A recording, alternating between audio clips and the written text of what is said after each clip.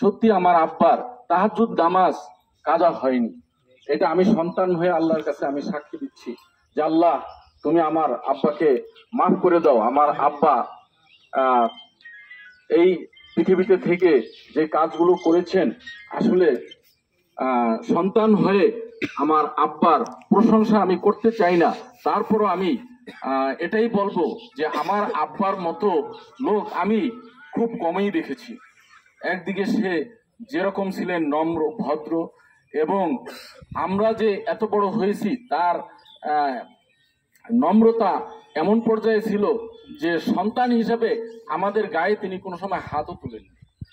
তো সেই হিসাবে আমি আমার আব্বার জন্য দোয়া করব আল্লাহর কাছে, এবং আজকে আমি আব্বার জানাজার নামাজের ইমামতি করব।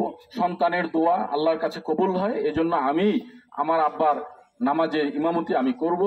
আমাকে আমার আব্বা দ্বীনি শিক্ষায় শিক্ষিত করেছেন, আর সেজন্যই আমি আমার আব্বার জন্য আমি আজকে দোয়া করব। আমার সাথে আপনারাও আমার আব্বার জন্য দোয়া করবেন।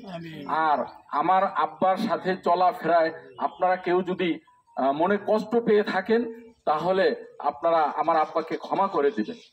আর তার কাছে কেউ যদি কোনো টাকা পয়সা বা সহায় সম্পদের ব্যাপারেও যদি কোনো লেনদেন থাকে বা কোনো সমস্যা থাকে আমাদের কাছে আসবেন, আমরা সেটা সমাধান করে দেব ইনশাআল্লাহ।